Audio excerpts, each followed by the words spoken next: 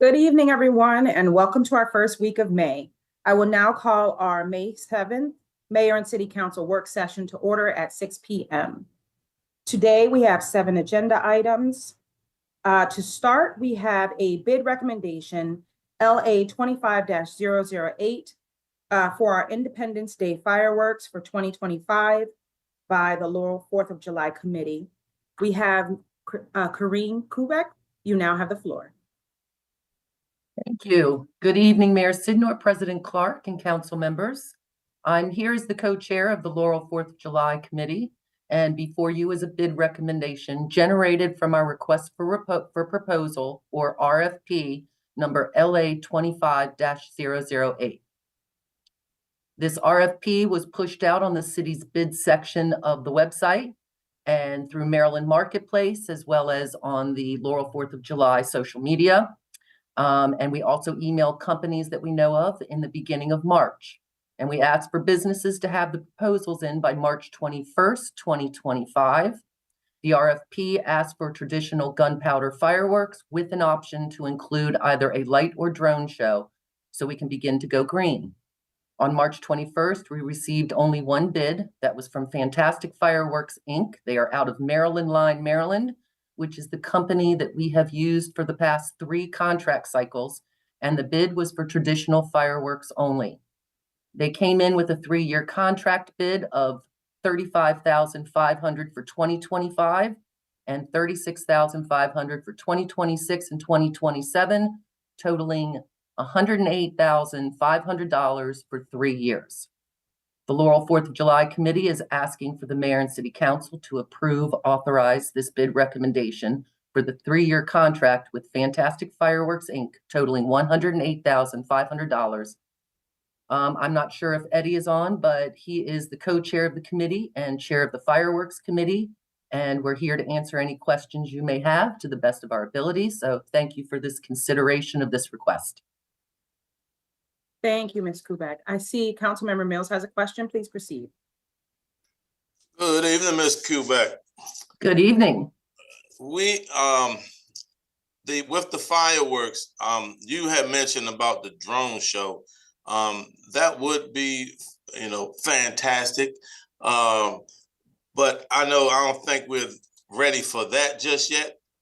But one of the ideas, what was it? With this funding that you're asking for, requesting, is that gonna put you in the black for at least the 3 years? Basically, as you know, we are a small committee, small but mighty, I like to say. We are always looking for new volunteers. Anyone watching on Laurel TV, please join us. The more people we have, the better chances we have of fundraising. Right now, for this coming year, we are good.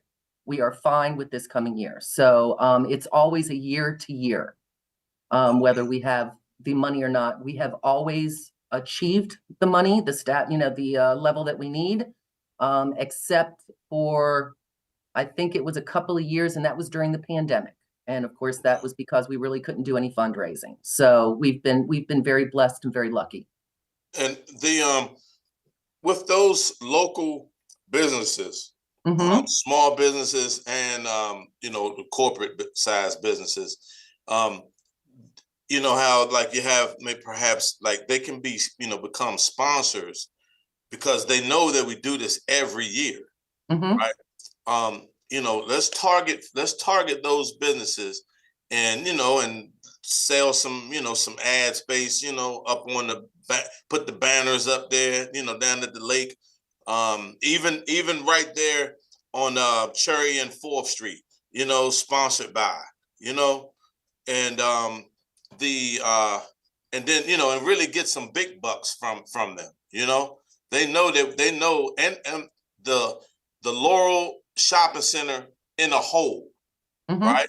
Lowe's, you know, all those, even the new what's the chicken company that's coming? I think it's Crane or Cane. Raising Cane's, I think, something like Raising that. Cane. Yeah, you know, hit them first thing, boom, as soon as they come into the city. Hey, this is what we do. This is what you all can be a part of, you know, and they can, you know, throw us some chicken sandwiches also. Love it, love it. And it was one other thing. Oh, in the day and time that we're in today, with tariffs kicking in, I just got finished talking to a gentleman today that has a construction company. And he was telling me that, you know, the fencing, just the fencing is 150% raised tariffs. So a lot of these fireworks, I'm pretty sure, are coming from overseas. So I'm just wondering, you know, we have to prepare ourselves for that raise, you know, as far as the, you know, the tariffs, because I mean, right now we're talking about 3 years right now. But that federal administration has about this as well. So, you know, so we want to probably, you know, let's kind of shoot for a little more so that we can at least have a little less. Okay, yeah, we're locked in for this 3 years. So even if the tariffs do go up, we are good. But I hear what you're saying, because after that 3-year contract is up, things could go up. So definitely, thank you for that. Yes, ma'am. And thank you for your hard work too. You always put a smile on our face. You put one on mine. Thank you. Yes, ma'am. Thank you, Dale. Have a good night. You too. Thank you, Councilmember Mills. Councilmember Simmons, please proceed. Yes, and just to clarify, the proposal here before us, I think it's my understanding, the contract here is the total amount over the 3 years. Obviously, the committee does hard work throughout the year through the fundraising. I think the hope is that roughly right around 10,000 or so is the target. And the city, I think in the budget, which is later agenda item this evening, is the city's budgeted for 25,000. Although if we need to, obviously we can step forward like happened during the pandemic. But I just want to be sure I've got those pieces correct. That is correct. That's right. Good. And also just to sort of concur, I want to continue to encourage folks. I know I've been sharing about the different 4th of July fundraising stuff. So all folks who may be watching, please, you know, go to the different restaurants we have around town and all the different events. It really does make a difference. And it's a lot of fun. For me, it's always a highlight every year for us to be able to hold this event. So thank you to you and the committee and those volunteers. Please step forward. I think I said to folks, like, if you like playing with, you know, fire or fireworks, you love that, come on out. This is the community to be on for you. Yes. Thank you. Thank you so much, sir. Thank you, Councilmember Simmons. Are there any additional questions or comments from the council? Just one from me. First, thank you, because previously being on the Environmental Affairs Committee, I know that this was one thing that we did ask you for, just to consider regarding the drones. And I know that was something that you were looking into, just to increase technology. So thank you to both you and Eddie as well, and the committee, for considering that. I know it can be a little bit difficult. I've seen the drone shows, but mostly overseas, not necessarily in the United States yet. So it's something that at least we're trying, and that it's on the forefront regarding, you know, a lot of people have expressed concerns for dogs and animals that get scared by the fireworks. So it's good to know that that's into consideration. And also, I was a previous volunteer for the committee. So please come out. Like, many hands make light work. We've had a lot of laughs, a lot of times running from spiders and different things, but it's fun. And you get to meet more community members, and you get to understand exactly how much work goes into an event like this. Last year, I think we all mentioned it was one of the largest ones. I didn't see barely any patch of grass that was out there without a person sitting on it. So everyone, please come back. And again, thank you so much to the committee for all your work. We really, really appreciate you. Thank you. Yes, it is definitely a lot of fun, but it is a lot of hard work, and the hard work goes right back into the community. you get engaged, you get to know your neighbors, and you get to meet a lot of great people. So thank you for that. I appreciate it. Absolutely. I don't see any additional questions. Oh, I do. I was about to shut it down. Councilmember Mills, please proceed. Just another thought. You could also try to find like a radio station to sponsor. You know, they can sponsor and advertise. You know, advertise is big. Maybe some local radio stations that we may have in the area, and see if they would be interested in in sponsoring as well. And then we can really, put a show on, Yeah, that's all we need is the money. That's it. That's it. Yeah, we actually have our 4th of July meeting tomorrow night. Anyone watching, we are going to be meeting at the Laurel Municipal Center in meeting room number 2 at 7 p.m. That's 8103 Sandy Spring Road. So if you're interested in checking us out and seeing what we do, we're going to be jumping right in for all the plans and getting everything ready. So all these ideas that we've been given, thank you all. Greatly appreciate it. I'll make sure to bring that up at the meeting. And please come join us. Thank you. One additional question that I was asked many times last year. The sign that is towards the end of the show, that's closest to 4th Street, what is on that sign? It's always at the end of the fireworks show. That probably is the one that says good night. Okay. I just probably need to get glasses. And other people have one asked. Of the things, yeah, we have discussed this with Eddie, trying to figure out the drones, if we can get that in and maybe the next contract cycle. The drones could handle like a lot of that. So it would be easier read. So yeah, we're thinking ahead. So thank you for all of these ideas. Greatly appreciate it. Awesome. Thank you. And just before I continue, Eddie, do you also have anything that you would like to contribute as well? I think you're on mute. Oh, how about that? Yay! All right. I'm not too far away from technology. I met with a drone technician only last week. So he was a little late to the game, but he had an awful lot of ideas. So I think we do have a really great future for us, mixing drones and fireworks together, just advancing with those kind of technologies. So I think anybody listening should certainly either want to get involved with us so that you can be right there when it happens, or pay attention, because we're going to have a great future in the fireworks and drone world. It's going to be some great shows coming up. But as far as this year, I think certainly the mayor and city council for the support, and all the taxpayers out there. It's a great show, but it only happens with all the support. Of course, all the staff from the city as well. It's a big team effort. Thank you, Eddie. Well said. Thank you both. Well, I don't see or hear any objections from the council. Are there any additional questions or comments? If not, then this will be placed on our May 12th virtual regular mayor and city council meeting, which will be at 6 p.m. Thank you, Karine and Eddie, again. We appreciate your time. Thank you. You all have a good evening. You as well. Okay, moving to agenda item number 3.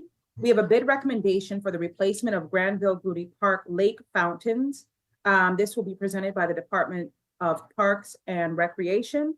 Deputy Director Tim Vander Vossen, you have the floor. Actually, Madam President, I'm going to be presenting tonight. Wonderful, thank you. Okay, so good evening, Mayor Sidnor, Council President, Ms. Clark, and fellow council members. The Department of Parks and Recreation is requesting approval to replace the 3 fountains at Granville Gude Park, 1 in Lake 1, the other 2 in Lake 2. Currently, only one of the 3 fountains is operable.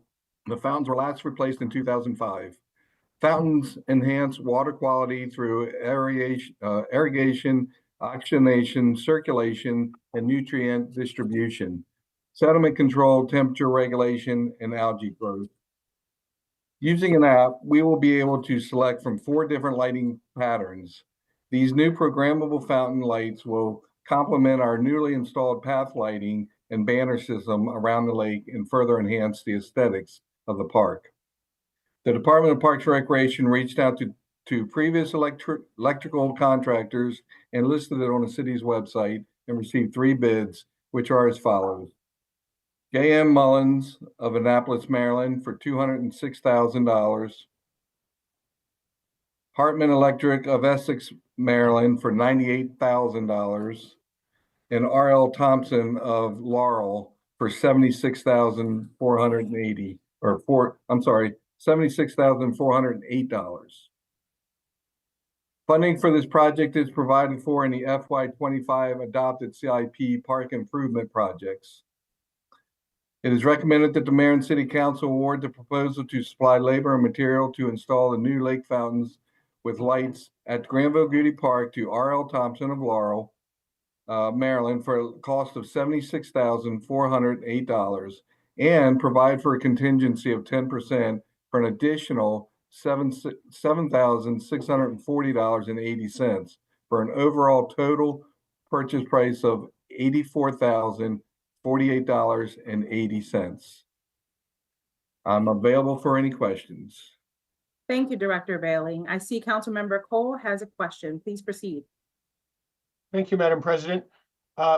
Director Bailey, how fast can we get these in once they're approved? Will they be in before 4th of July, or is there a back order on these? Well, that's the hope. I don't have an answer for that. They didn't give me one. They're not sure. That is our goal, is to try to have them in by July 4th. If they're available, that is our goal, yes. Thank you. Councilmember Mills, I see your hand as well. Please proceed. Thank you, Madam President. How you doing, Director Bailey? Good, thanks. Has this company or the 3 have done this job before? Like any references anywhere? Yeah, I know that I can't speak for the other 2, the Hartman or J.M. Mullen, but I know that R.L. Thompson, our local vendor here, has worked on our previous lights before, when we've had issues with them. And, so they're familiar with our setup and our system and everything. And that's probably why their bid's a little bit lower than everybody else's. They've already been involved with us for over the years. So it was lights at the fountain before? We did have lights at one time. We did have lights on the fountain, but over the years they stopped working and we had to take them off. Okay, yeah, I do remember the lights. Yep. Like they were kind of sitting up out of the but yeah, they were just single clear lights, nothing special. With these new lights, we'll be able to program them, change them colors, and like we do with the lake lights around the path and everything. So it'll enhance it. Maybe for special occasions, we'll be able to turn them on different colors. So these fountains are very important for the lake. Just Correct. like you said, the sediment and erosion, the algae. Correct. I mean, just that the oxygen, that it generates. So I appreciate that, and just wanted to say that I think that if we had a company that knows, so that if we spent since 2005, I'm just wondering how long will it be, because we just don't want some, run-of-the-mill individuals coming through, taking the check and rolling out, Yeah, no, I understand that. And like I said, R.L. Thompson has been there throughout over all the years to try to band-aid our lights in the past to get them up for us. Now, we're going to be running all new wires out to these locations and everything. We could have used the old wires, but there's nothing to say that they're not, suspect or anything. So to be safe, we're running all new wires out there. In the past, they have found the wires have been snipped or cut in a way. We think that might have been through snapping turtles and things like that have bitten them. So, but I have all the confidence in the world that RL can perform the job and take it on and do the work for us. And keep in mind, as you said earlier, DNR stocks this lake as well. They come out once a year and they put some rainbow trout in it for us as well. So this will help with the fish. And like as far as the wiring, can they use some type of PVC pipe to, you know, that it's not going to be metal, but, you know, the PVC pipe where you don't have to worry about it, you know, rusting out and so forth.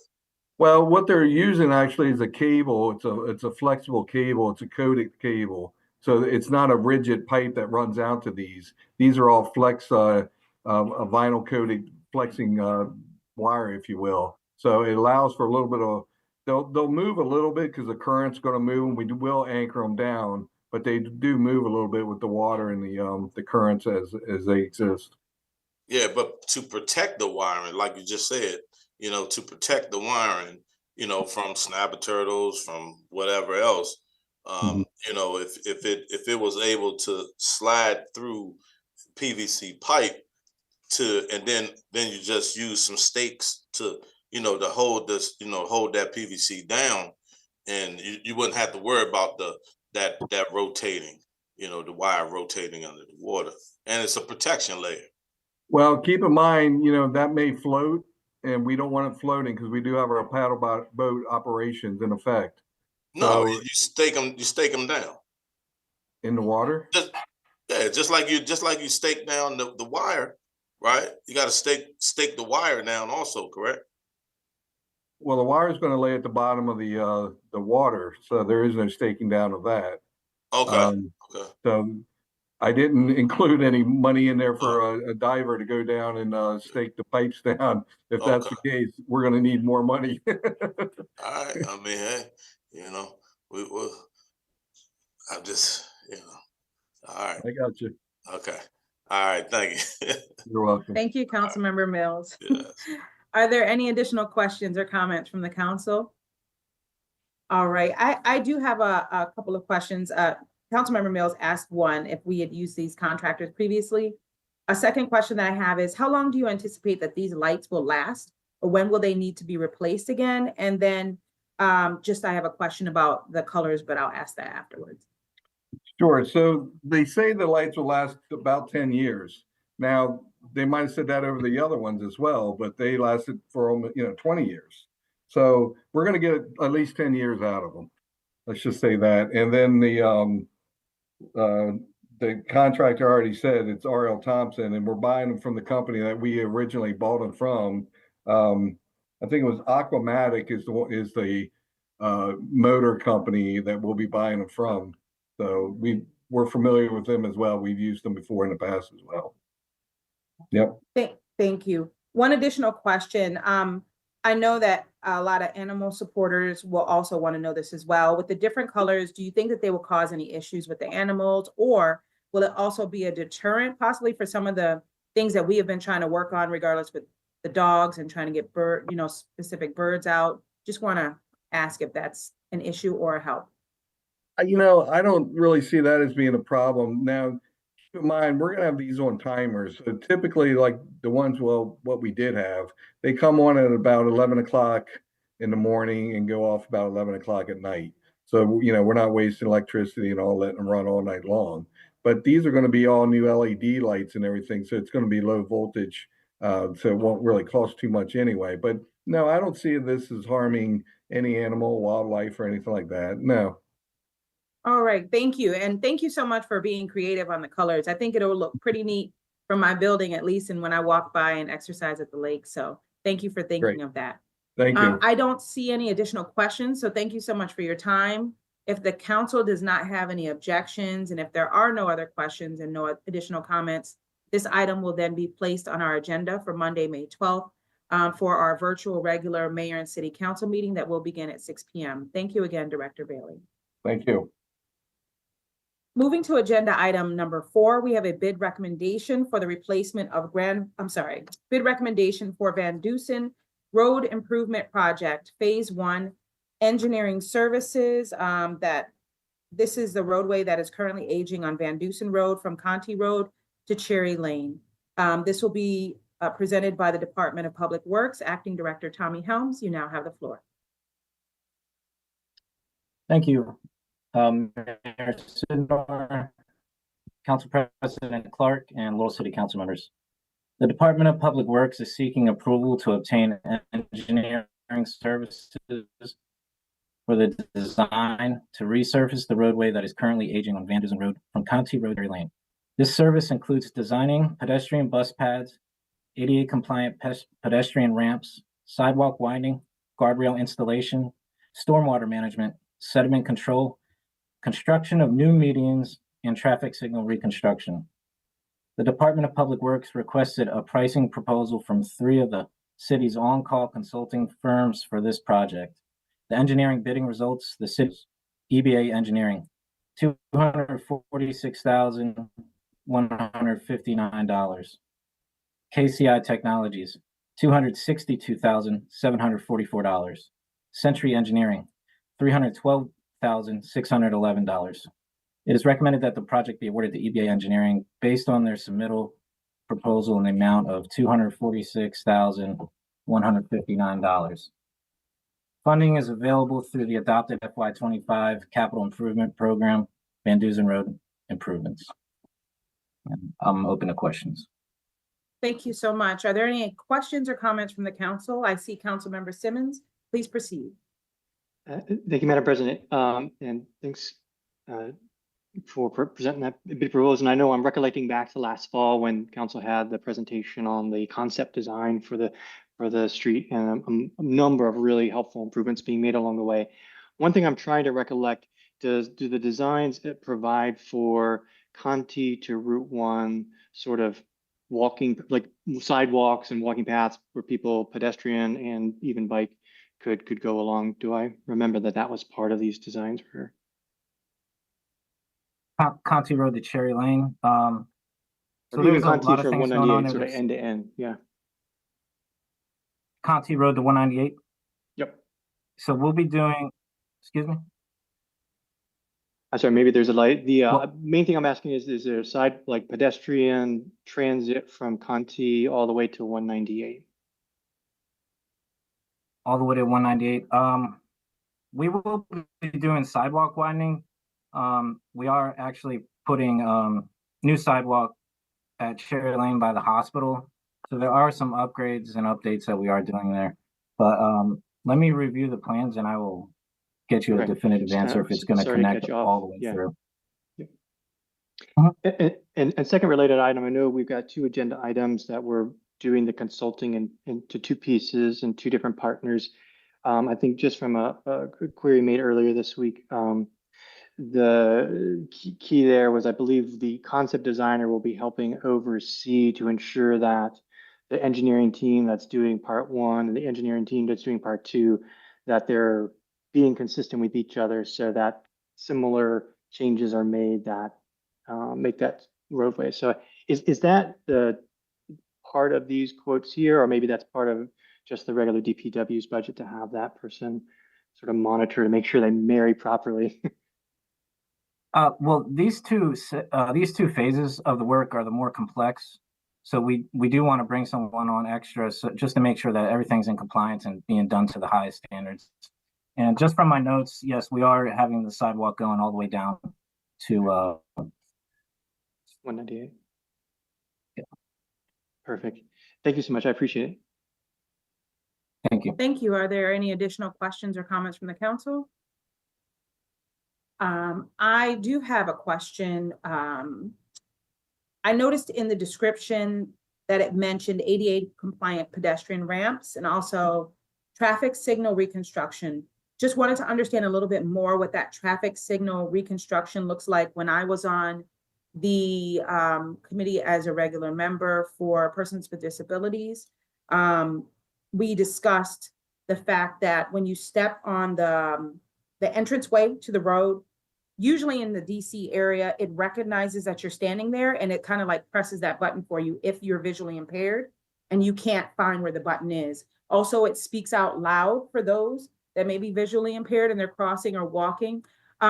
Will this include that type of upgrade? Because I noticed when I walk, even like this past weekend, it doesn't do that still. Is that something that we're considering? So those are called the push button bulldogs. Let me check if those are actually going to speak to you. But it is a possibility. But for the reconstruction of the traffic lights, they're currently run on a wire, and we want to put mast arms out there. And that's what's going to be taking place out there. For the ADA ramps, they're all going to be updated and have truncated domes on them. So if you are visibly impaired, you can feel it, the ripples when you're going from the sidewalk into the pavement. Thank you for that. I appreciate it. Yes, it's something that I think people are used to, especially within the Washington, D.C. area. It usually just recognizes you as you roll onto the little, I don't want to call them bumps, but it's like it recognizes that, and it realizes the pressure that someone's standing there, and it like presses it for you without pressing the button. So thank you so much for considering that, or to looking into that. I see Councilmember Mills, you have an additional question. Please proceed. Good evening, Mr. Helms. There is a request from constituents that their children are having issues right at Cherry Lane and Van Dusen. Walking from the school, walking towards Van Dusen. And right in that middle island piece right there is very dangerous, they say, because a lot of the traffic when drivers are coming up past the school and you have that speed camera right there. After the speed camera, they are zipping up to the light. Now, when you have to make a right turn, there's a yield right there, a yield sign. The request is to have a stop sign right there to make, because sometimes when those drivers are approaching the light and making that right turn onto Van Dusen, and then you have, let's say, vehicles are coming from, what would that be, northbound, coming northbound down Van Dusen. Sometimes those cars will race out in front of the actual vehicles that have the right of way. So, and besides, when people are standing right in that intersection, right at that island, especially the children, they're standing right there at that island. And if you have a speeder, the speeder may, could slide if it was wet, and they could run up onto that ramp and actually hit someone. So the request is to have a stop sign instead of a yield sign right there. Just putting that out there, okay? Okay. Thank you. Okay, I can run that over with our city engineer and see what he comes up with. I appreciate it. Thank you. Just to bring things back to the agenda item number 4 in regards to the road improvement for Van Dusen Road from Conti Road to Cherry Lane. Are there any additional questions or comments regarding this particular agenda item? I don't see any, and I don't see any objections or additional questions or comments. So in that case, this item will be placed on our May 12th virtual mayor and city council meeting, which will begin at 6 p.m. Thank you so much. We have you again for 2 more items, so don't leave. Moving to agenda item. Yes, moving to agenda item number 5, we had a bid recommendation regarding Van Dusen Road Improvement Project to update the currently aging roads from Cherry Lane to Route 198. This is phase 2 regarding the engineering services, and speaking on this will be Department of Public Works, Acting Director Tommy Helms again. You now have the floor. Thank you. The Department of Public Works is seeking approval to obtain engineering services for the design to resurface the roadway that is currently aging on Van Dusen Road from Cherry Lane to 198. This service includes designing pedestrian bus pads, ADA compliant pedestrian ramps, sidewalk widening, guardrail installation, stormwater management, sediment control, construction of new medians, and traffic signal reconstruction. The Department of Public Works requested a pricing proposal from 3 of the city's on-call consultant firms for this project. The engineering bidding results the city received are as follows. KCI Technologies, $299,708. EBA Engineering, $326,308. Century Engineering, $481,705. It is recommended that the project be awarded to KCI Technologies based on their submitted proposal in the amount of $299,708. Funding is available through the adopted FY25 Capital Improvement Program, Van Dusen Road Improvements. Thank you. Thank you. Are there any questions or comments from the council Sorry, in I think I have regards? bad connection. Oh, yeah, it is. It's in and out. But thank you. Are there any questions or comments from the council in regards to agenda item number 5 for phase 2 of Van Dusen for 198? I don't see any. All right. Well, if there are no objections, no questions or comments from the council, this agenda item will be placed on our May 12th agenda for our virtual regular mayor and city council meeting that will begin at 6 p.m. Thank you. Moving to agenda item number 6, we have a fleet acquisition. We have a fleet acquisition regarding a Grapple truck. The current 5-year lease for the city's Grapple truck has concluded and it will need to be renewed. We have Department of Public Works Acting Tommy Director Helms to speak on this once again. Please proceed. Thank you again. The current 5-year lease for the city's Grapple truck has concluded. I'm going to give you the background on this first. So this was a lease vehicle. Grapple truck was leased in June 2020 for 5 years. Total lease payments made were $172,500.86. Our purchase option now is the remaining price for the lease vehicle is $134,000. This is a vehicle condition report on it. The vehicle has 1,332 engine hours and 9,556 miles. A recent DOT inspection by a Cummins dealership reported that the vehicle to be in very good condition with no identified issues. A new Grapple truck is estimated to cost $225,000. These are the quotes that we got from other businesses. All Roads Trucks in Baltimore, Maryland, $215,000. Infrastructure Solutions Group, Mechanicsville, Virginia, $228,040.52. When factoring in the total of the payments made for the 5-year lease and the purchase, the total investment in a Grapple truck is as follows. Purchase existing, $306,500.86. If you purchase new, $387,500.86, or $400,541.38, respectively. This equipment is provided in the FY25 adopted CIP fleet replacement program. It is recommended the city purchase the existing lease Grapple truck. The vehicle's low engine hours, mileage, and very good condition combined with the significantly lower total costs make it the most financially practical option. And I'm open for questions. Thank you so much, Mr. Helms. I see Councilmember Mills. You have a question. Please proceed. Thank you, Madam President. With the first of all, can you give us a description of this type of vehicle and what it be used for, please? So this is a Grapple truck. You guys might have seen it around town. It's on a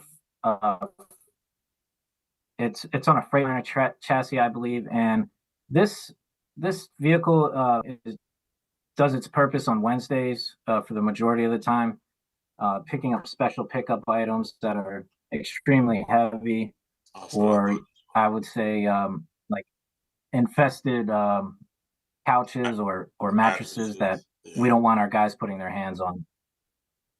And it does very well in emergency services and supplying mutual aid for other municipalities. So it really gets used a lot. The guys love it, and it's a real asset to our department right now. So my question is, now, what was the purpose of getting this vehicle inspected? Our lease was up, so we had to get it inspected to get a buyout option. Okay. And so, and for, by being that the vehicle, like I've seen this vehicle, I just, wanted to make sure I was thinking of the correct vehicle. But this vehicle, by it being in good condition, I mean, I don't know if maybe if it's in such great condition that perhaps we can get another 5 years out of it without having to spend that amount of money. That's my thought. I definitely believe we'll get another 5 years out of it. Yeah, because I mean, if it's in good condition, and the important part of this vehicle is the arm picking up pieces, and if we're taking care of the equipment and using it, appropriately, then I think that we could perhaps use it for another 5 years. Those are my thoughts. Correct. So we go off of a minimum vehicle replacement guideline. So either it's 8 years or 300,000 miles for diesel trucks. So we're well within that realm. So I think we're going to get a lot of good time out of this vehicle. So, and what are the miles? What are the miles again? The mileage? 9,556 miles. 9,000? 9,000. Yeah, I think we're gonna keep the money in the pocket, buddy. Thank you, sir. Yeah. Yeah. Okay. You're welcome. Thank you. I see Councilmember Simmons. You have a question. Please proceed. Yes, thank you, Madam President. And that was my question there at the end, was how much more life do we think this truck has in it? Sounds like we're thinking upwards of 5. Do you think it's reasonable to think we're going to get 10 years out of it? I would assume 10 years, yeah. Okay, just to be sure we get our money back on it. The other thing I wanted just to make a comment on is to have a caution or careful about using from an economic finance analysis standpoint, sort of the sunk cost fallacy, which is a way of saying we're going to look at what we already spent in terms of making a decision, when really that is sunk cost, as they say, and sort of water under the bridge. So we really just want to focus on sort of what do we get in the future and how much do we have to pay for that. I still think it makes sense, but I just want to caution against the sunk cost fallacy for our financial analysis. Thank you. Are there any additional questions or comments?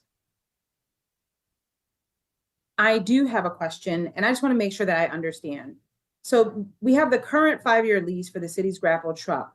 Are we looking to purchase the current Grapple truck that we have, or are we looking to lease a new truck? What is your recommendation? I want to make sure that I'm reading this correctly. I'm recommending we buy the one we currently have. Okay. And thank you for explaining that. And in regards to that, this is a question that I've started to ask just by doing ride-alongs and being with the staff. Do you have everything you need in the current vehicle for our staff members? Sometimes I see like some things may have air conditioning, may not, make sure that the heat's working, or is there anything that you think is missing that you may need? Because what I'm finding when I'm speaking to people, it tends to cost more to add it on sometimes than to like purchase it with it. So is there anything that you feel like the staff needs for this vehicle? Not at this time. When we first purchased this vehicle, we had to get it DOT inspected. And what we found out is we needed a tarping system on that. So 5 years ago, we purchased that and we got it specially tailored for this vehicle. So from now on, we're pretty good with this. Okay. Those are my questions. Thank you so much. No problem. If there are no additional questions, I see Councilmember Mills. You have a question? Please proceed. Yeah. Thank you. So if we, so initially, I just want to get this in my thick skull here. So we leased the vehicle first. Now we're interested in purchasing the vehicle. What is the cost for a new vehicle today compared to this one that right now? So I did obtain two quotes. One quote was for 215,000 and another one was for 228,000. And what's the asking price for this vehicle that we have now? 134,000. And the years again, so the new vehicle, is that 2025 or 2026? A new vehicle? Yeah. I believe it was a 2024 chassis. 24. Okay. And did it have like, any bells and whistles to it, or did it come with the tarp? But these did not come with tarps. Yeah. Okay. And I mean, what would be your opinion? Well, I guess this is your opinion. Okay. All right. I think yeah. I mean, because the guys, like, I mean, I've actually done this work, and the difference is that grappling arm. Sometimes people use the grade all. Does the city have a grade all machine? No, we do not. Don't. Okay. So before that, they were just using their hands then, or a front end loader or something, huh? In the past, it was just hands on. Hands on. Okay. Yeah. I changed my mind. I think it's very needed to keep this, because you already have the tarp. If you bought a brand new one, you already have the tarp on it. A new brand new one, you still would have to put a tarp on it. Do you have the lights on it, safety lights and everything in it? Correct. Yeah, it's worth it then. Thank you. You're welcome. Thank you, Councilmember Mills. Thank you, Acting Director Tommy Helms. We appreciate you answering our questions. Please thank the DPW staff as well for all their hard work. We appreciate you. I don't see any additional questions or comments from the council, and I don't see any objections. So this item will be placed on our Monday, May 12th, regular virtual mayor and city council meeting at 6 p.m. Thank you again. Moving to agenda item number 7, we will be going back to part 2 of ordinance number 2041, an ordinance adopting the general operating budget and capital improvement program of the Mayor and City Council of Laurel, Maryland for the fiscal year July 1, 2025 through June 30th, 2026, and to levy property taxes and to authorize the collection of such taxes. Last week we left off, and we're going to start where we left one department off, capital improvement program for the budget and personnel services department. And we will have Director Michelle Saylor to start us off. Just as a reminder, our goal is to allow each department, you'll see on your paperwork, each department to present and to discuss their proposed budget. And then we'll ask questions at the end of that, and then we'll proceed in that manner. Thank you so much. Director Saylor, you now have the floor. Thank you, Madam President, Mayor Sidnor, and council members. Ordinance 2041 is the adopting ordinance for the budget. That is how the budget is officially adopted through this ordinance, which you have received. And you'll see that the general operating budget, as we've discussed last week, of $46,244,958. I will say I'm happy to report that Ms. LeBlanc has received word that the Prince George's County grant that we're receiving for the Laurel Multi-Service Center program budget will be increased by $67,000 from from 100,000 to 167. So I'll be providing Ms. Green with a revised version of the ordinance, which will take the county grants to 448,362 for a total revenue of 46,311,958. And then the Human Services Laurel Multi-Service Center program budget to 521,550, and as well the corresponding total expenditure budget of 46,311,958. So moving on to the capital improvement program, as you'll see in the ordinance, the CIP doesn't end on June 30 because obviously projects are going on and we can't just stop it and close it out. So part of the ordinance, which is on page 3 of the ordinance, page 14 of your meeting packet, is where we start with the CIP. And you'll see that each section of the CIP, we have special projects, facility projects, park projects, and then infrastructure projects. So those going from page 3 to actually the top of page 5 are for you as part of the adoption of this ordinance to reauthorize these funds that had already been implemented within another ordinance, be it the original FY25 budget or somewhere in between in all the amendments I've done throughout FY25. But in the course of business of adopting the FY26 programs, excuse me, you'll need to reauthorize the funds, the existing funds, and we take these amounts from the balances of these current projects that, again, were previously approved by you and other councils. But on page 5 of the ordinance, page 16 of your meeting packet, you'll see new CIP funding. So that's additional funding requested for those projects. You have information technology for 598, 499, which includes fiber installation, cyber security project. Mr. Cornwell Shield has applied for a federal grant, which is currently being held up in MEMA for security, facility security and camera replacements, as well as police vehicle technology additions. So all the technology that goes into the vehicles, the police vehicles.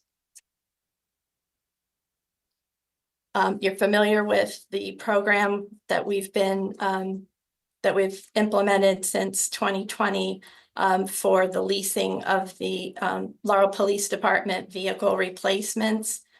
So you see that for the 280,757. The major facility maintenance for 170,000 is for the replacement of the armory roof, as well as facility improvements, any city facility where the need arises. As it came up this year in our office, we needed new carpet because the carpet tiles had started popping up.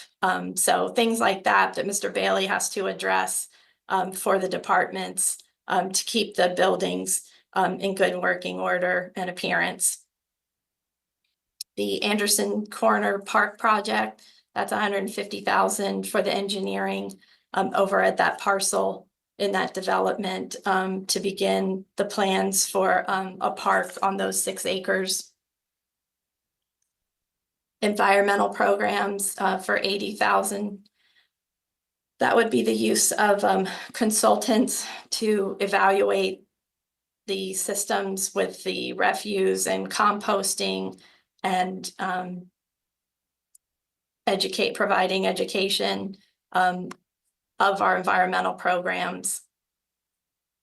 You're familiar with additions we've recently added for sidewalks and curb and gutter. So that would be sidewalk replacements, as well as, sections of replacement and the addition of Oh, I'm sorry, that's 2 down. So we have sidewalk replacements, curb and gutter replacements, and then new sidewalk placement. So sidewalks where there aren't currently any sidewalks. There's funding the 75,000 to install sidewalks, new sidewalks. And then you have streets that have been determined that need to be reconstructed. Snowden Place, Staggers Road, Ward Street, Northview Court, Van Dusen Road, Part 1, and then continuing with the funding of Van Dusen, the Van Dusen Dam improvements. So that's new funding of $2,576,256. And I'm sorry, I didn't mention, so the grand total of the reauthorized funds is $22,173,034. And that's all I have, Madam President.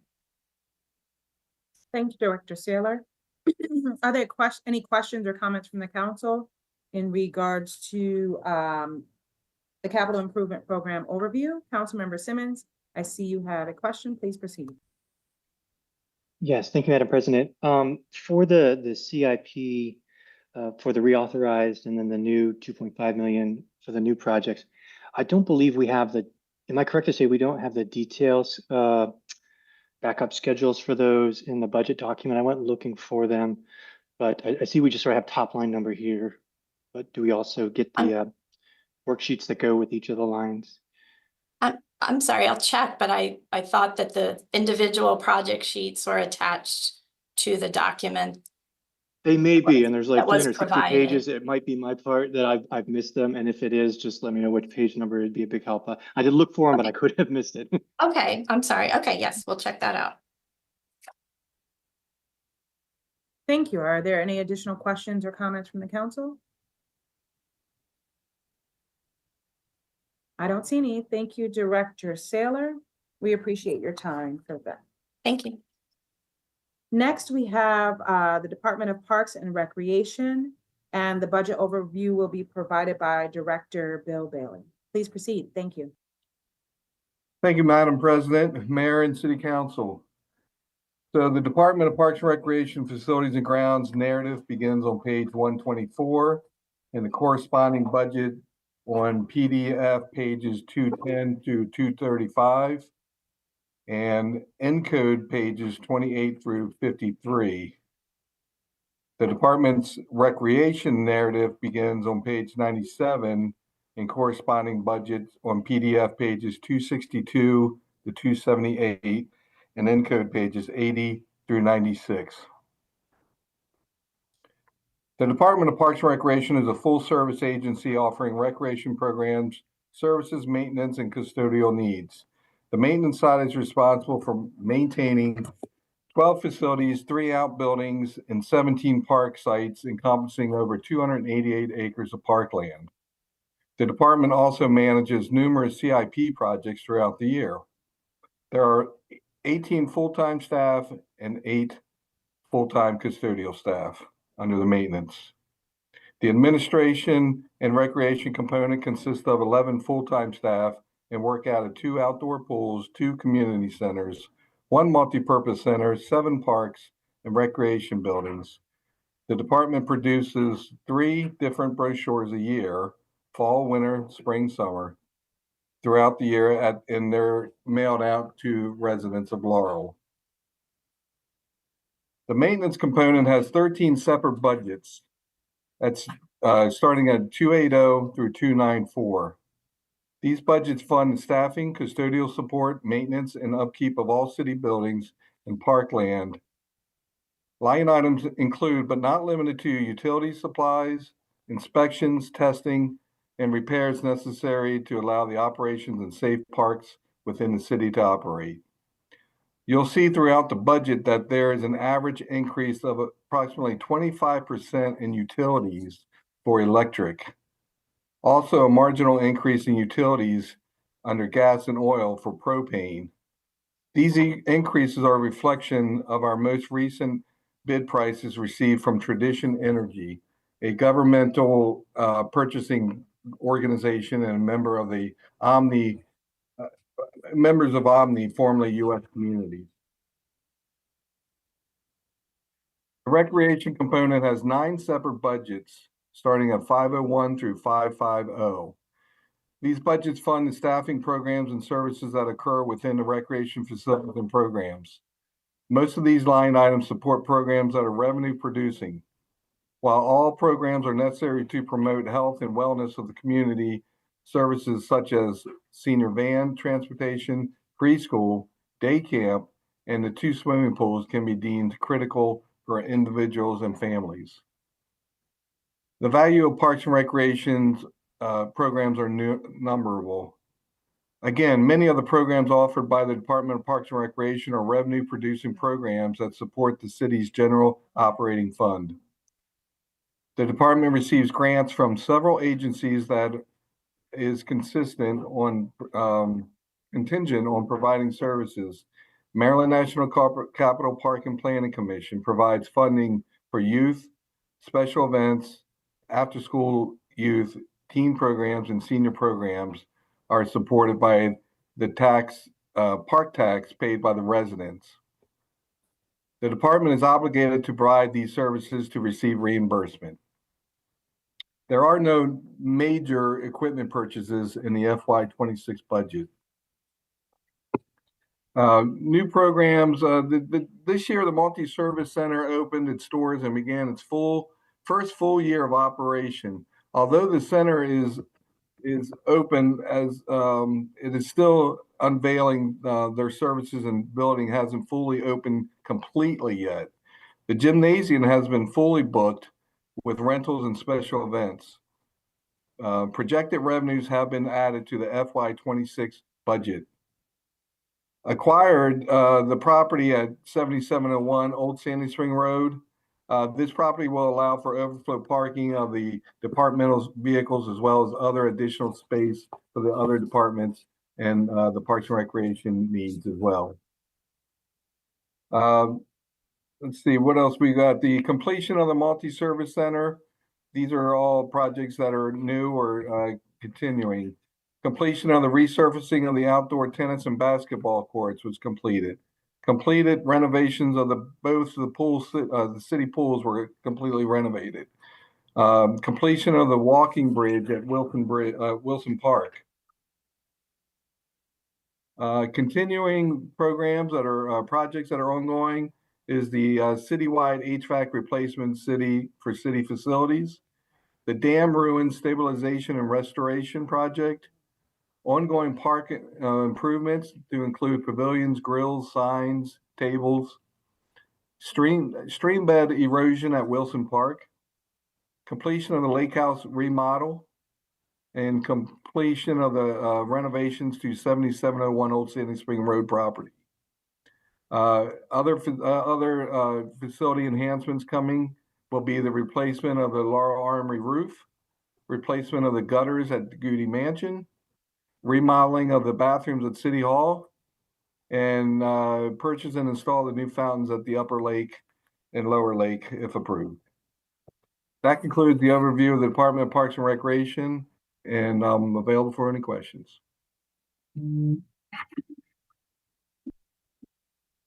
Thank you, Director Bailey. Are there any questions or comments from the council in regards to the Department of Parks and Recreation proposed budget? I see Councilmember Simmons, you have a question. Please proceed. Yes, thank you, Madam President. This is mostly for my own education, and I think hopefully it's a quick question. I know the Parks and Rec department is a single department, but for budgeting purposes, there's multiple department codes in our sort of accounting system, if you will. I think I'm understanding as I read the budget that the personnel under Parks and Rec get allocated to the different budget codes. I'm assuming using our timekeeping system. Is that an accurate assumption on my part? Okay. Correct. Mm-hmm. Okay, that was it. Thank you. Thank you. Are there additional questions or comments from the council in regards to the Department of Parks and Recreation budget? I do have a question, Director Bailey. While mapping out the proposed budget each year, do you also take a look at and include the fact that revenue will be brought in, and is that offset? And my part B of that question is, did you find that there were more rentals or revenue coming in this year or last year? Yeah, so when we sit down and do the budget, it takes us several days because we have 22 budgets to go through. So we sit there and go line item by line item on the past experiences, of each of the years. And, a lot of the budgets tend to change based on like utilities, for instance. If we've had a cold winter or a hot summer, obviously the units are running more and more electrics used. We probably have more maintenance issues because of that as well. So we are constantly monitoring each line item to make sure that if there's any increases needed, we'll make those adjustments. Or, if there's any decreases as well. If we find that everything, maybe a new unit was purchased for a building, so we may not need as much maintenance because that, now it's a newer unit. So we can get back some money there or reallocate that money elsewhere to another budget that might need that extra money. But, the revenue is the same way. We sit down and we look at how we're doing throughout the last several years to see how it's trending. And we increase it as needed. Rentals are always up there. We're probably going to be looking at possibly next year increasing fees across the board because it's been a while since we've increased any fees and rentals included. But rentals are off the hook. I mean, we can't keep up with the summer rentals. Pavilions are pretty much already booked for the summer already. So we're constantly monitoring them and making the adjustments as we need to. So to answer your question, I mean, the revenue, we're always moving in the scale and adjusting as needed, each budget at a time. Thank you for answering that question. And thank you. I've seen the increase in promotions for the rentals. So it's great that the residents know that they can utilize those are resources instead of going to other communities to rent theirs. I see Councilwoman Christine Johnson has a question. Please proceed. Thank you. Hi, Director Bailey. Just question for clarification as I was going through the budget. I noticed some plumbing, the numbers for plumbing. If you can just explain that, because it looks like a couple of buildings will have some, look, I did a little bit of homework, some backflow going on. So if you can just explain that a little bit. Correct. So throughout the years, we get these inspected every year. We have, our backflow for every building gets inspected. And according to NFPA guidelines, they have to be, there's different, they're probably every 5 years that things have to be replaced or built up. Like the gauges have to be replaced, the internal inspection of them, hydro testing. So that's what you see in some of the budgets. I forget how many there were, 4 or 5 of the budgets maybe, that you'll see an increase in those particular line items for those reasons. Now, next year, we'll decrease those amounts, put them back to normal because we've already did it. So what you saw there, that's a good observation because they got increased for that reason alone, but next year you'll see a decrease back to normal for those. Great, thank you. Thank you. Are there any additional questions or comments for Director Bailey? I don't see any. So thank you so much, Director Bailey, for your time. We appreciate it. Thank you. Okay, we have our Public Safety Department. First, we will have the Laurel Police Department by Chief Russell Hamill. Then we'll have the Department of the Fire Marshal and Permit Services by Director Danny Selby. And then Department of Emergency Management by Director Chrissy Cornwell. Chief Hamill, you now have the floor.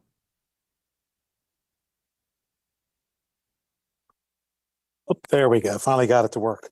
So good evening, Mayor Sidner, Council President Clark, and other honorable members of our City Council.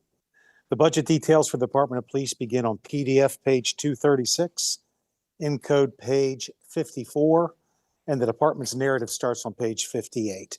Thank you all for taking the time to discuss our proposed budget for the upcoming fiscal year. We understand that resources are limited, so we've kept that concern in mind during the formulation of our budget request. We've reviewed all of our requests and weighed what we need to do to keep moving our department forward as a well-trained police agency committed to 21st century policing practices and conducting constitutional policing in our daily activities, serving the entire Laurel community. Within this budget, we continue to meet our contractual obligations to fully fund the collective bargaining agreement with the Fraternal Order of Police Lodge 11, as well as our legal obligations, including enhancing transparency, safety, and accountability with the community through our Axon camera programs and in this request, as well as our mental health assessments for current employees and in our background standards for hiring candidates, just to name a few. We also continue to support our robust training and education initiatives. These training programs include emphasis on de-escalation techniques, and firearms proficiency and discipline, and officer and community safety enhancement, as well as executive and supervisory development, continual professional education, and other courses of important instruction. We also support our crime fighting and traffic safety responsibilities in the budget to include enhancements supporting vehicular and pedestrian safety, such as our request for replacement units, and I know one of you had a question about this, but requests for our replacement units for our current laser, LiDAR speed monitoring devices. This is all designed to better manage safe flow of traffic in the city. We also have funding for patrol and investigative efforts, such as the license plate readers, as well as community engagement activities like the Citizens Academy, National Night Out, and a variety of our community meet and greets, including Casting with a Cop. We also seek to provide specialized unit support, including for our ERT, our CID, our Community Action Team, our K-9 units, Community Engagement Team, and Collision Reconstruction, as well as in our general training and firearms initiatives, to name a few. Also for our administrative investigative responsibilities under ever-evolving state laws, the review and rewriting of our departmental policy manual, which continues to be ongoing and flexible, and continuing to update and maintain our equipment so our officers have safe, modern resources at their disposal, including safe, up-to-date vehicles, the body-worn and vehicle camera programs, tasers, investigative resources, evidence processing, ERT equipment, blue teams, and collision reconstruction equipment, and of critical importance, continuing to support our health and wellness of all of our staff and the recruitment and retention efforts of our officers. We continue to conduct robust efforts in this area while maintaining our standards to become a member of the Laurel Police Department. And we do believe our hiring incentive bonuses across the board have assisted us in this important endeavor. As you can see, our new equipment requests support our emergency response team, our traffic safety units, K-9 responsibilities, and evidence processing, which I'm proud to say our new technician started on Monday. This equipment will assist our efforts to better serve the community, enhance our professional capabilities as not only expected of us from our citizens, but demanded of us by our citizens. So thank you for your time and consideration with this, and we remain available for any questions you may have. Thank you so much, Chief Hamill. We'll proceed to the Department of the Fire Marshal and Permit Services and then come back for questions after Director Cornwell. Thank you again. Next, we have Director Danny Selby to speak about the Department of the Fire Marshal and Permit Services. You now have the floor. Thank you, President Clark. Good evening, Mayor Sidnor and City Council members. The Department of the Fire Marshal and Permit Services budget narrative starts on page 66, Encode page 61, and PDF page 244. The proposed FY 2026 general operating budget includes funding for building and fire and life safety plan reviews that are critical toward the department's mission of protecting the life, health, safety, and wellness of the citizens, businesses, visitors, and properties in the city of Laurel. The department meets this goal through the administration and enforcement of adopted fire, building, electrical, mechanical, energy, property maintenance code, and ordinances. The department provides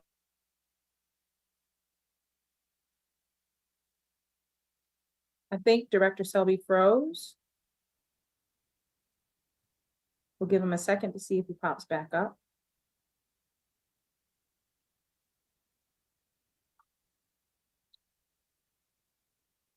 I think he's frozen.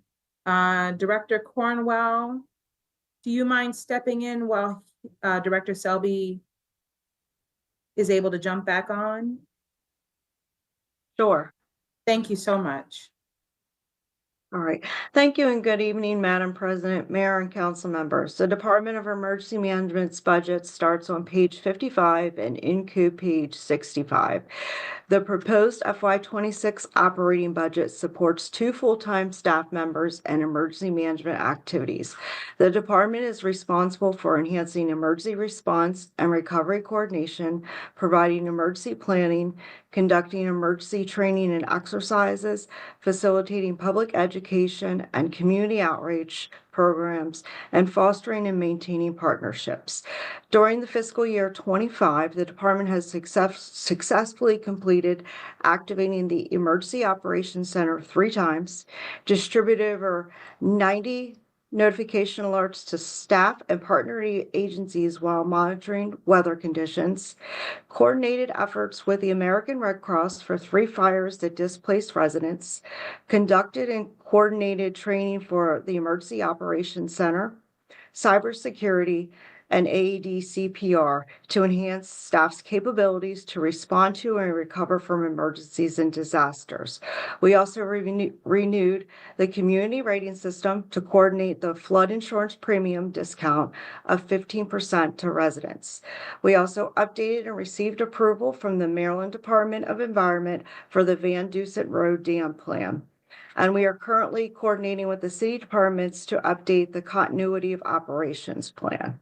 The department's critical services are mitigation activities, such as our community rating system, which help educate the public and reduce impacts of flooding, disaster preparedness. This includes training and exercising city employees and stakeholders in developing and updating disaster plans, emergency operations center activations, and maintaining safety equipment such as our AED program. Response and recovery efforts require us to maintain a ready state of the city's emergency operations center, the city's canteen, and supporting first responders as needed. Public outreach. These activities enhance the ability to educate residents and businesses on emergency preparedness, response, and recovery efforts and ways to mitigate potential damage to life and property. Equipment purchases for this fiscal year would include AED replacements, and there's no new programs or CIP projects for our department. This concludes the Department of Emergency Management's budget summary. Thank you for your time and consideration. Thank you so much, Director Cornwell. I see that Director Selby is back on the line. Feel free to rejoin us and start where you left off. Thank you so much. Thank you so much. Sorry about that. But in addition to the construction inspection and property maintenance programs, the department will continue to provide for and improve the city's rental license program and commercial fire and life safety inspection programs in 2026. And that was the end. Thank you. You were so close, Director Selby. I was almost there. Thank you. Does the council have any questions for the Laurel Police Department, Department of the Fire Marshal and Permit Services, or the Department of Emergency Management? Councilwoman Johnson, I see that you have a question. Please proceed. Thank you. Just a quick question for Director Selby. I know it's been a minute, but have you all considered bringing back the animal permits? I think we used to do those a couple of years ago. And would it be worth it? Or have you considered it? We haven't been considered it at this time, but I would imagine we will probably revisit that when I know the committee was trying to get the shelter in the city of Laurel. I would imagine once we would do that, we will probably then have to revisit that. Okay. Thank you. Thank you. I see Councilmember Simmons has a question and then Councilmember Mills. Thank you, Madam President. And just a comment, I did submit some questions previously. And I do want to thank the directors for replying to those. It was very helpful. So I won't go into additional detail to take up time, but I just want to at least thank you for the responses received. Thank you. Councilmember Mills, please proceed. Thank you, Madam President. Just two items for Chief Hamill, please. One of them is do we think that the city is too nice. My question pertaining to that is the 4,454 warnings that was given, and with this day and time, with all of the crime that's going on by juveniles, and the juvenile arrest of 46 juveniles. You know, I know this is not the time to ask these type of questions, but with 46 juveniles being charged, and my motto is to find the parents, to find the parents, and at a just a minimum of $1,000, that would have been, because if we're talking about busted windows, airbags stolen, and so forth, you know, that these juveniles are doing, and all of these instances, and the constituents are having to pay for the pay out of their pocket instead of using the deductible, because it's like damn if you do, damn if you don't, to pay for their vehicles. So I just think that right now, to have traffic citations at 2,536 and the warnings 4,454, yeah, I think the city right now, I think this is not a time to be, let's stop being a little too nice and implement a little more citations, even if it's our very own family members. So that's what I say. Thank you. Well, sir, if I may reply, some of your concerns are better directed to our state legislators, because we don't write the laws, we enforce them. As for warnings, they fall under our three-prong effort for traffic safety, which is education, enforcement, and engineering. Part of the education and enforcement come under warnings. And that's a vital part of the discretion we give our law enforcement officers to decide whether to write a ticket or to write a warning or to give a verbal warning to somebody. So those are discretionary matters that I think would be, I don't think I don't think in this day and age, especially, and after what I've dealt with in Annapolis testifying the past 4 years, I think they have the appetite for that either. But I think it's an important thing, and juvenile crime and warnings for traffic, I don't think have any correlation whatsoever. I think they're really two different trees we'd be talking about. Yeah. I think it's we have to be mindful that a lot of people are having hard times right now, and some of these traffic citations are hundreds of dollars. And I think, frankly, some of our officers take that into consideration with what they're facing at the moment.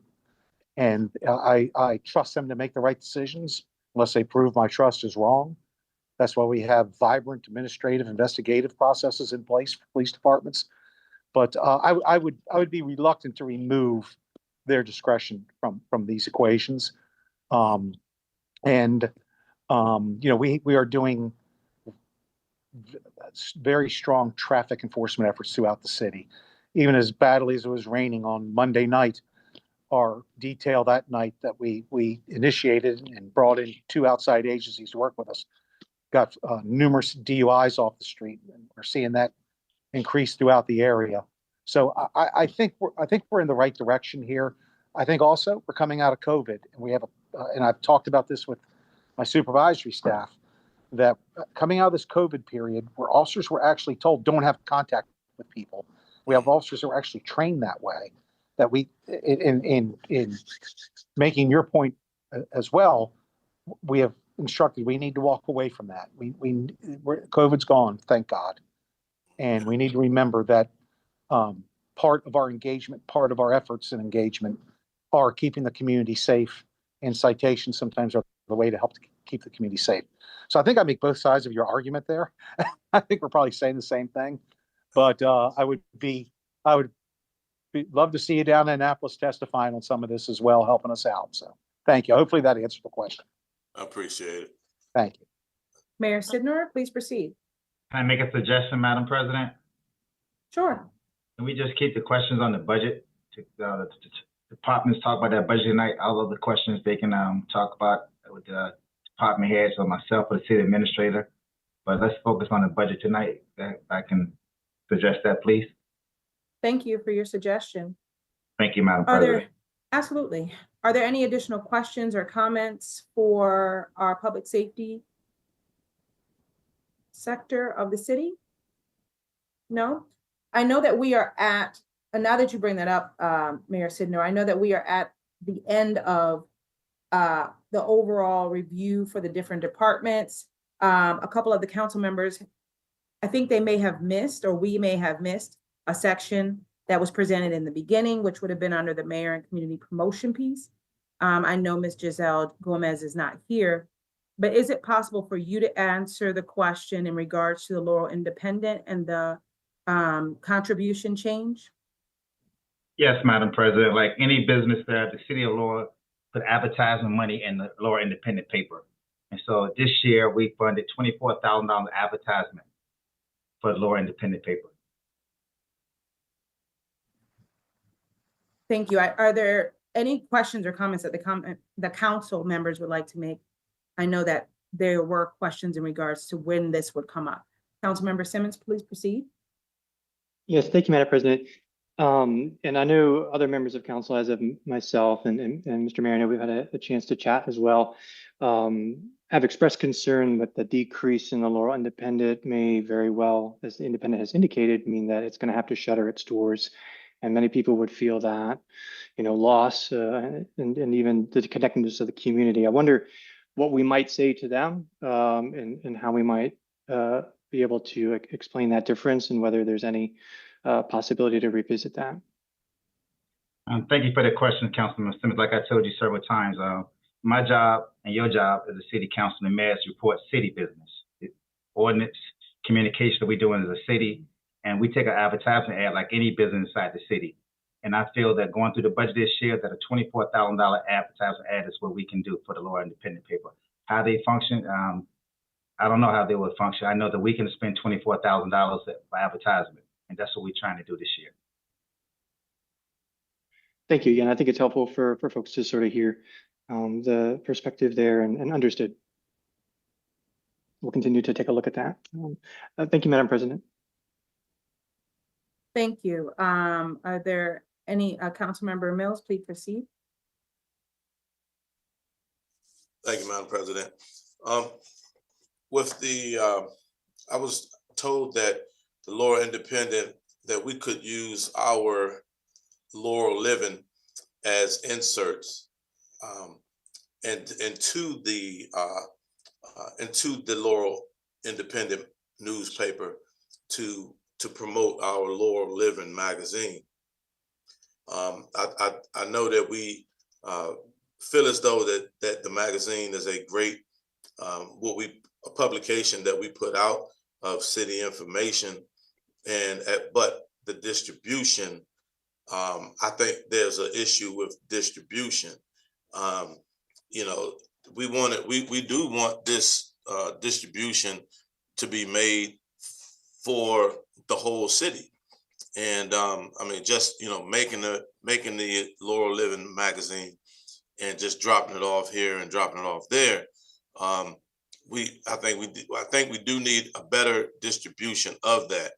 The advertisement for advertising pages in the Laurel Independent, we could possibly either reduce those fees, advertising fees, and just put the Laurel Living inside there, because we got to balance out that advertisement money, and if we're going to continue with the Laurel Living piece. So I think that if we're going to continue with the Laurel Living piece, that we could make them, insert them into the newspaper. The newspaper could do what they do. Like I've, as a businessman in the city of Laurel, I use them. I support them by my business and paying for advertisement. I think that the newspaper could do more of that so that they're not really dependent upon municipalities to funnel, you know, to help them. And also, Mr. Mayor, if you could perhaps, or if you want to or not, just kind of explain the relationship with the beginning relationship with the Laurel Independent. Councilman Mills, thank you for the question, but I don't want to go into details about the relationship. We have a healthy relationship with Laurel Independent paper, and we're like any other business inside the city of Laurel. We take advertisement ad. We took a $60,000 ad with Independent for the past 4 years, and we signed a contract with them for a year. And so this year, looking at the budget and putting the money in other community promotion areas like the Laurel History Boys that we never gave funding to, I feel that we can reduce advertisement because, you know, we saw $60,000 a lot of money. And it's like I said before, I'm only doing advertisement. How the paper distribute, that's up to the Laurel Independent, how they want to do that. My job is to distribute, take advertisement. I think that's grateful for us to take advertisement in the paper. You know, so that's the main purpose of us supporting Laurel Independent paper. The paper still, I'm not saying I'm shutting them down. You know, I'm saying I'm only I take out a $24,000 advertisement ad with them. Yeah. So I mean, it's not us.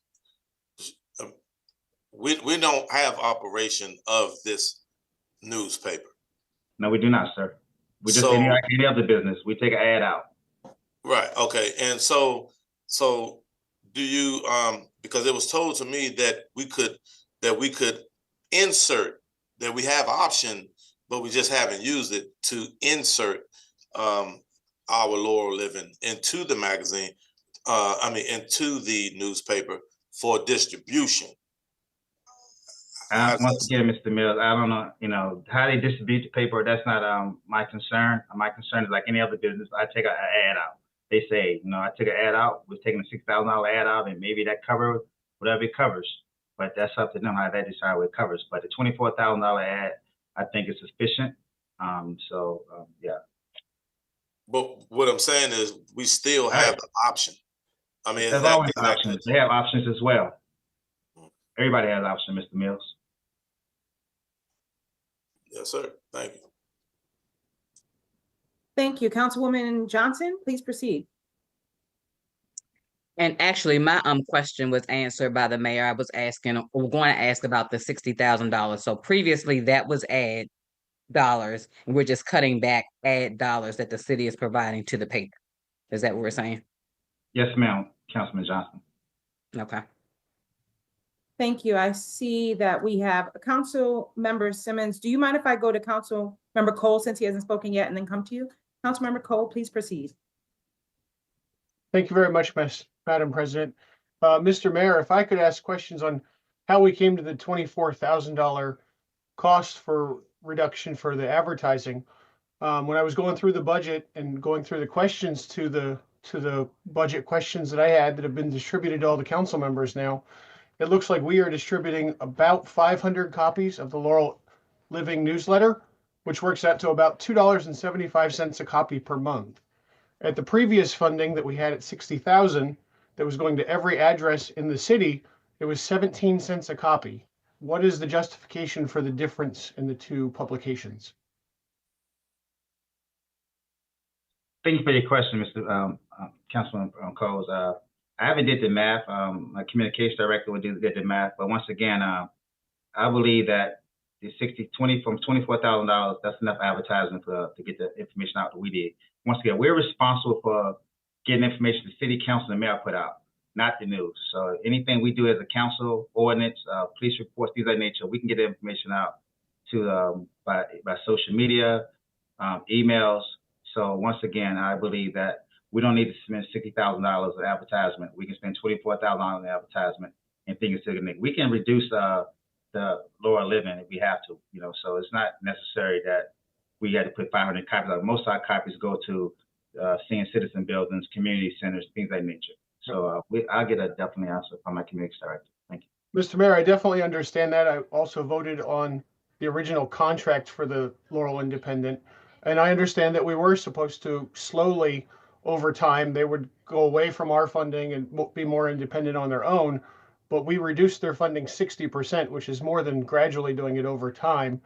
Looking at 17 cents a copy, that's less than we would pay for one postage stamp to get our information out to everyone. It seems like it's a really good source. While it's not our job to do the news, I'm not saying that we need to make sure the newspaper is operational. I just think that having 4 dedicated pages to get out all the information that we have as a city, and possibly a QR code for the Laurel Living newsletter, because I think it's a great newsletter. I just wanted to see if there's any way we could increase their funding more than the 24,000 that's already in there. Once again, Councilman Cole, we was working with the for the past 4 years. They were supposed to, each year, they're supposed to find advertisement to where they wouldn't depend on the $60,000 from the city. And so it's going on, I think, 5 years now. So that was just a number because we came up giving money to the Laurel History Club, but we never gave money to and putting money in other areas as well. You know, the Living Laurel initiative I had with Director Williams to do that because it covered more of the stuff that we're doing as a mayor and city council. And that's our main purpose, is to give information to what we're doing as elected officials and the ordinance and stuff we're passing. And that's information. So most of that stuff is electronically. So we can go back and look at how we distribute the copies. So, but you know, I just feel once again that for the past 5 years, we've been putting $6,000 in something that we can give out electronically as well. So there's other means that, once again, my job is not to close the paper down. That's not my responsibility. My job is to take an ad out as a city. We've taken an ad out, and we've been very, you know, supportive over the last 5 years. So, so once again, I stand by the 24,000. You know, the council can have their decisions as well. So, thank you for all your questions. Thank you, Mayor. That's all I have for tonight. I appreciate Thank you. Councilmember Simmons, please proceed. Yes, thank you, Madam President. 2 thoughts just to work into the mix here. I definitely understand the mayor's logic in terms of ad cost and sort of saying, hey, we're just pulling that back. One thing I might suggest is also helpful as a lens to look through is the community promotion budget itself is really to support community organizations. And that's why we have different of the nonprofits around town that are also receiving money under this sort of budget item. In my mind, the paper isn't just a commercial enterprise from the city's perspective, it's also a community enterprise and a nonprofit enterprise. And perhaps if we change our lens from pure commercial ad analysis to sort of a community, investing in a community organization that's helping create a sense of connectedness, that it might lead us to a different conclusion. So I just offer that as a potential sort of perspective shift in the conversation. Second thing, I might also suggest that at the very least, you know, a bridge can be built for the Laurel Independent. Again, indications I've received are this drastic a change this year. At this time, I believe they just got word a month or so ago, is a little too quick to make that type of adjustment, and it would lead to the paper folding. And I think our community would be less strong as a community without the paper. So even if a long-term arc would be to move to that level, it would seem that maybe a stair-step process, it'd be both courteous to them and also hopefully lead to a longevity for that paper continuing its life, which has been over 100 years at this point, sort of taking up the mantle of the Laurel leader. Thank you, Councilmember Simmons. I think we have I don't even remember. I think it might have been Councilmember Mills and then Councilwoman Johnson. Okay, perfect. Councilmember Mills, please proceed. Okay, so, Mr. Mayor, does anyone have, does the communications department or yourself have like a cost analysis as far as putting out the Laurel Living to everyone in the within the city? That's not the goal. We never had thought of mailing that paper to everyone. The goal was to print copies and carry them to the senior citizen building, put them in the community centers, and most of the individuals get the paper electronically. And the goal was never to mail the paper to every household inside the city. If you look at the household, I don't know, probably our registered voters, probably like 13,000, 14,000 people on the registered voter list that, you know, you probably mail something to. That was never the goal of the Laurel Independent. It was just the information to get a paper, a newsletter for us as a mayor and city council to cover the things we need to cover. You know, and the whole goal, once again, is to have electronic newspaper, and individuals can get at the community center or city hall when they come in or come to special events, things of that nature. Oh, okay. All right, thank you. Thank you, Councilwoman Johnson, please proceed. And not to beat a dead horse, but just wondering, so the 60,000, I guess we were getting 4 pages of advertisement. Do you know how much we would get with the 24,000 and how often? Once again, Councilman Johnson, the advertisements are based on us. You know, some of the things that we put in that Laurel independent paper, we can do electronically as well. It doesn't necessarily have to. We don't need to have 4 pages. You know, we can have 2 pages. We just came with that idea. Like, so I don't want to go back into the whole history of how things created to be, you know, but it's just the point is we have an advertisement business like any other business inside the city of Laurel. You know? So whether we want to spend 60,000 or 10,000, 5,000, we should have that option as any business. So, you know, so. Councilwoman Johnson, do you have additional comments? I see your hand still up. Oh, I need to put it down, but just wanted, so who determines what goes into the paper for our advertising? Is there a communications department or? No, you can put stuff in there as well, all departments, Okay. you know, whatever you want to put in. It's the city, the way that it was set up to, I guess I got to say it. The way that it was set up years ago was for the Laurel Independent to operate. The city was going to take out those 4 leaders for them to operate. In any city business, you can put in there. If you want to put something in there, you can contact Corinne Corbeck. She always go around and say, this is the deadline to submit something. And, you know, so that's always been an initiative. But once again, it's supposed to be in a way that they don't depend on the city to keep funding the paper. I ain't going to say funding, advertising the paper, the proper word to say legally. So we'll just span it out how we feel needed. Okay. Yes. Gotcha. Thank you. But a lot of the stuff that, you know, it could be say electronically as well. We, you know, so it's not like things that we're covering. We're just covering the mayor and city council stuff. That's our whole goal. You know, we're not a journalist. We're not newspaper people. We cover things we're doing as mayor and city council for our constituents and residents know what's going on. And technically, you know, that could be done various methods. But I can't tell nobody how to run their business. All I can say that, you know, this is what we want to advertise. Thank you. So thank you, first of all, Mayor and the city administration for taking a look at the budget, especially regarding the Laurel Independent and other community programs. Just to provide perspective, I am an actual journalist and I am head of a communications and marketing department. And I do understand from both sides in regards to that need. Also had the opportunity to speak to many of the residents within our community. They've expressed extreme concern in regards to the paper not having the ability with us pulling out the funding so fast that they may not either, one, be able to continue to get the paper, and they don't use digital services, they're not online. So therefore they will be left out and won't be accessible to the people that it has been in the past.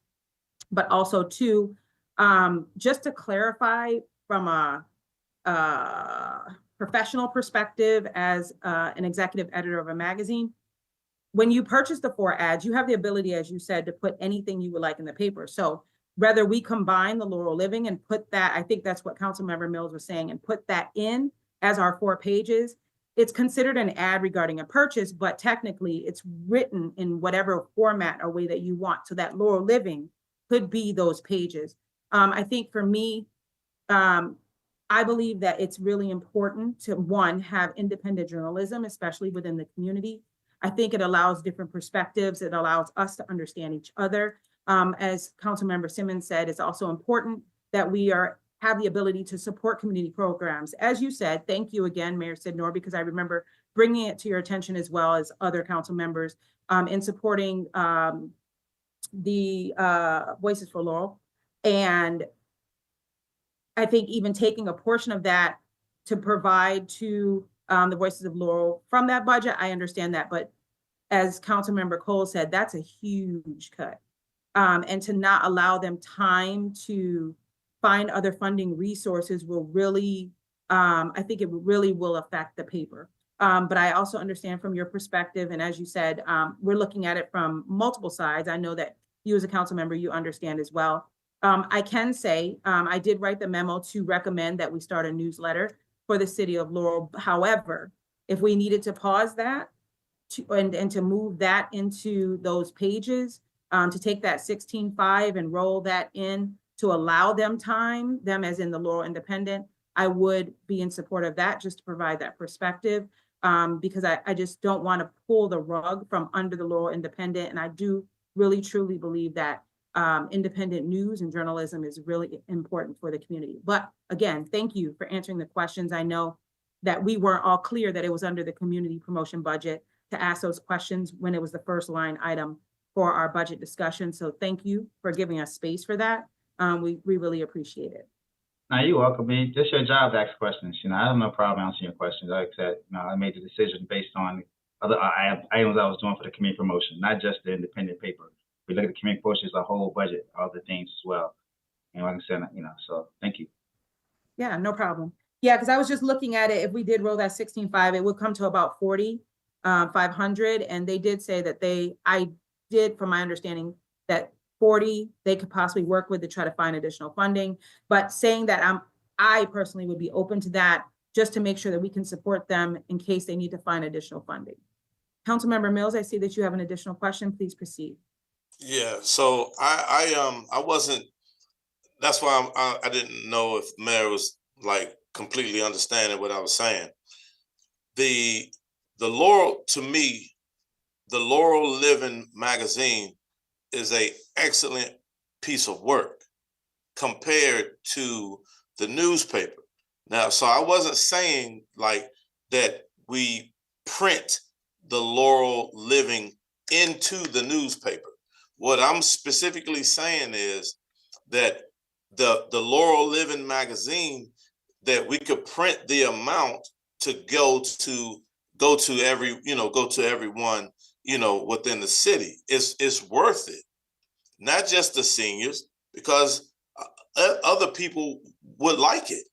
Like I said, it's something that should be here for the long haul. But now, the idea that you, Madam President, that you just now said might work if we transitioned the Laurel Living into the newspaper, printed that those pages be the Laurel Living inside the newspaper. That funding that we're printing, that print money can go towards them so that we can transition. I mean, just like the mayor is saying, their business is not our business. I respect that. That's like me being a businessman. I don't feel that it's fair, as me being a businessman. I like to put my hand out for 60,000. The things that and the people that I could help, but the city is not my business, and vice versa. So, but to clearly transition away from the newspaper is offering them that print money, and then we specifically let them know, hey, we are weaning away from you. You need to do what you need to do as a business, and we're gonna continue to support, but it's going to be less. So they really need to understand that. So, but maybe we could transition into that.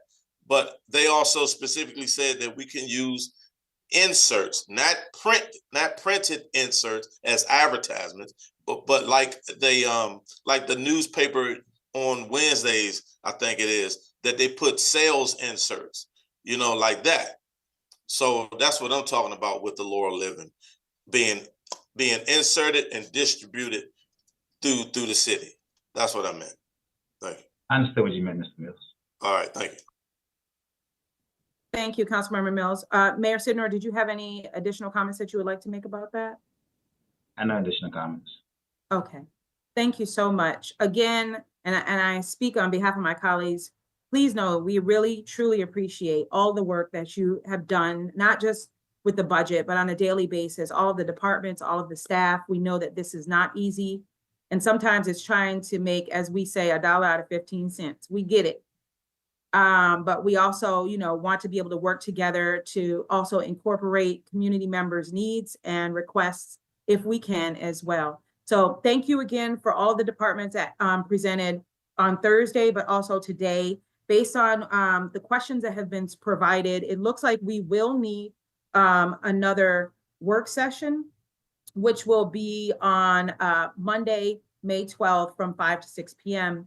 And then, yes, and then we will have our regular virtual council meeting. Both will be virtual from 6 to 8 p.m.